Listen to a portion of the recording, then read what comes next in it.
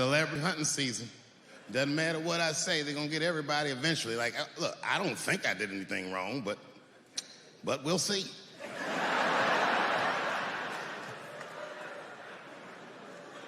They even got poor Kevin Hart.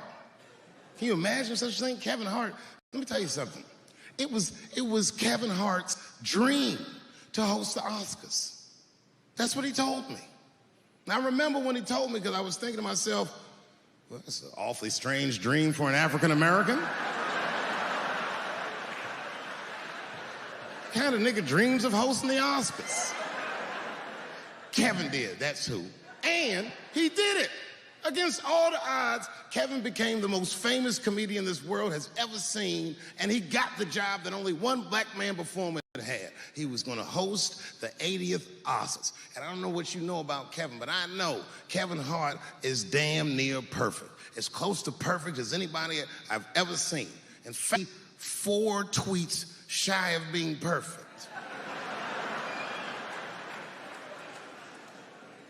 10 years ago, Kevin had made some very homophobic comments.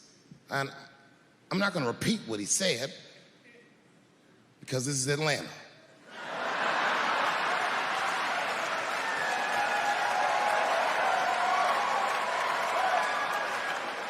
You know what I mean.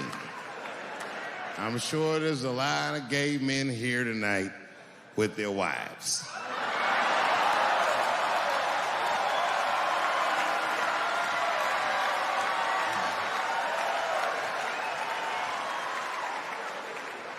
Far be it from me to offend anybody.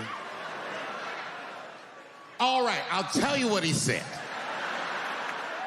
But just remember, these were not my words. These were Kevin's words. And it was a long time ago. And I'm paraphrasing because I'm not good at telling other people's jokes. Okay, Kevin said that if his little son was demonstrating or exhibiting homosexual behavior around the house, that he'd chastise him. He'd say, hey, that's gay. And then he said he would smash a dollhouse. Ooh, the gay community was furious. And I don't blame them. I got a lot of gay friends. And all of them, 100% of them, all have told me fucking horror stories about the shit they had to go through just to be themselves. Crazy, crazy stories. And in all those stories, I gotta say, not one of them has ever mentioned anything like their father smashing a fucking dollhouse over their head. Because clearly Kevin was joking. Think about it. You would have to buy this nigga a dollhouse to break it over his head in the first place. Does that sound right? Is anybody gonna do that? The gay community was upset, and then they put so much pressure on the Academy of Motion Pictures and Sciences that they went to Kevin and said, if you don't apologize to that community, then you cannot host these Oscars. And then Kevin said, fuck it, I quit.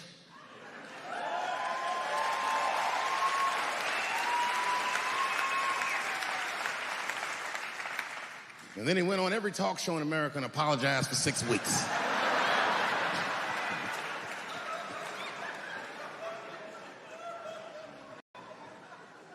Kevin fucked up, because I've made the same mistake early in my career. This is many years ago, 15 years ago. It's when I was doing Chappelle show. There's a, thank you.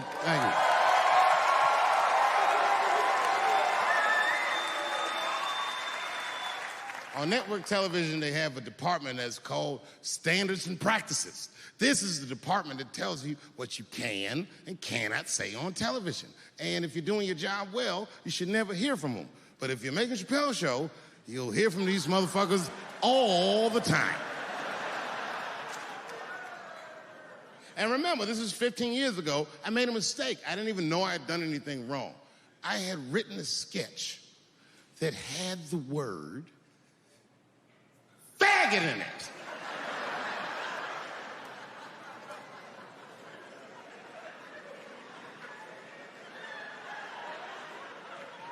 So I had to go to Standards and Practices. They called me up. I don't know why they're calling me, but I like the lady that runs the department. She's usually really fair and was one of my favorite people I've ever worked with. So she sits me down. We have a nice conversation. She tells me, oh, the sketches are great. I go, oh, fantastic. Well, then why am I here?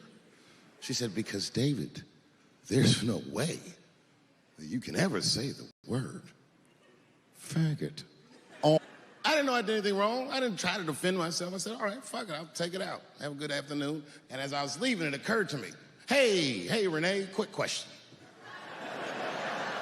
It's just a question. Seriously, I want to know, like, why is it that I can say the word nigger with impunity?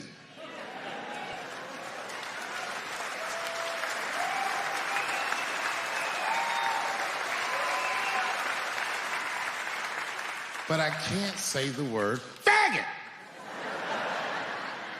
And she said, because, David, you are not gay. I said, well, Renee, I'm not a nigger either.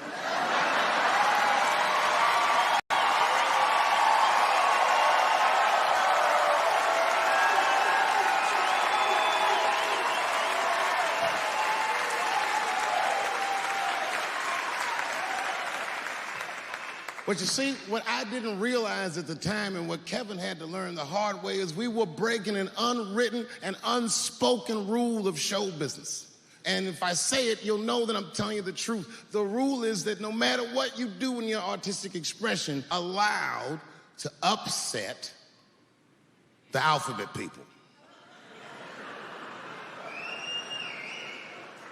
You know who I mean. Those people that took 20% of the alphabet for themselves. I'd say the letters, but I don't want to conjure their anger. It's too late now. I'm talking about them L's and them B's and them G's and the T's.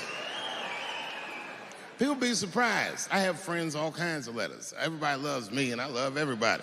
I got friends who are L's, I got friends who are B's, and I got friends who are G's. But the T's hate my fucking guts.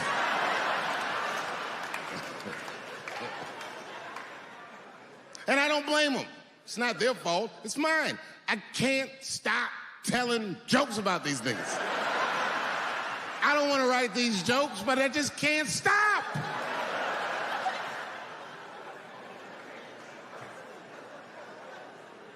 You know, you hear all those letters together all the time, LBGT, LBGT, and you think it's just one big movement. It's not.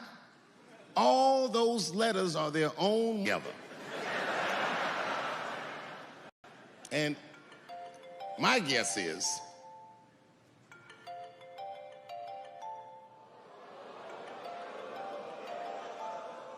what is this, high school? This nigga probably got a babysitter or something. Go on and answer your phone, nigga. Just get that shit out of here. I'm in the middle of something important.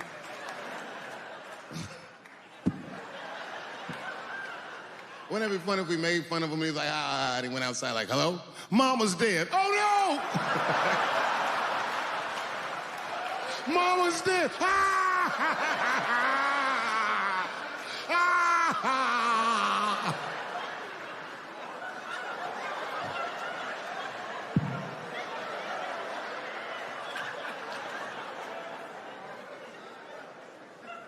That was a weird timed phone call, wasn't it? It's like his phone is gay.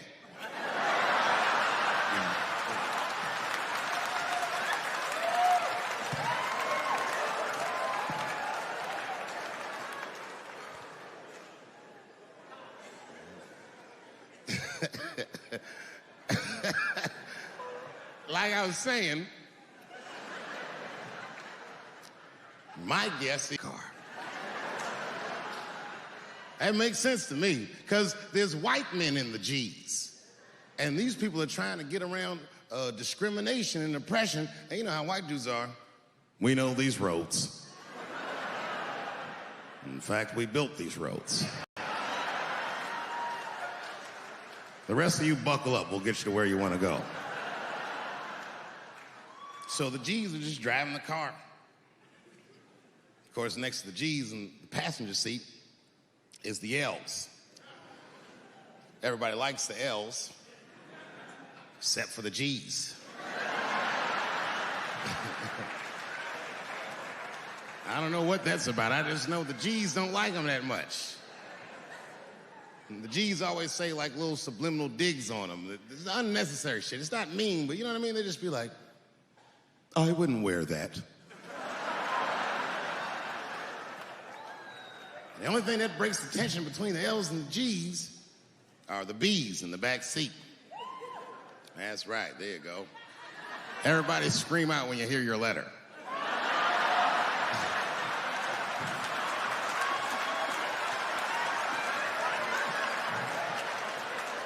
If it's one thing that the L's and the G's agree on, is that the B's are fucking gross. They seem greedy to the L's and the G's, you know what I mean?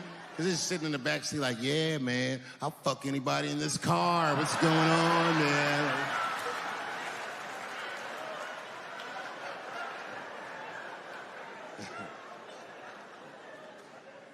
And sitting next to the B's, all the way in the back seat by themselves, looking out the window. That's the T's. Everybody in the car respects the T's, but everyone also resents the T's. It's not the T's' fault, but everyone in the car just feels like the T's are making the trip take longer.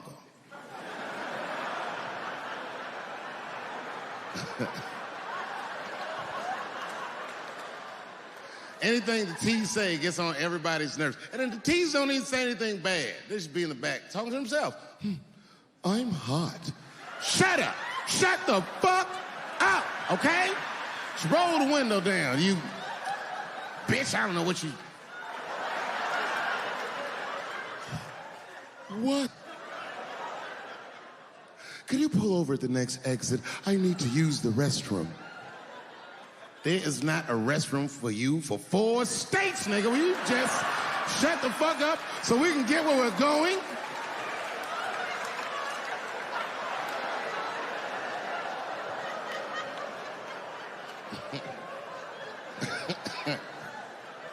And just when that car can't get any more tense, the Q's are a hitchhiker that they pick up on the road. Some white dude in booty shorts is walking down the freeway.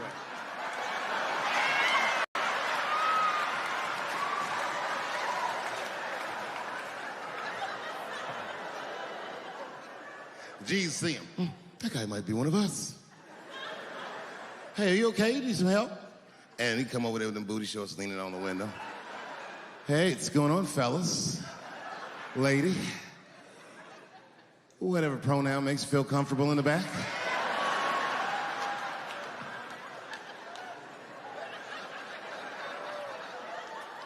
Yeah. I don't really know where I'm going. I don't know if I'm gay or I'm straight or whatever. All I know for sure is that, get in this car.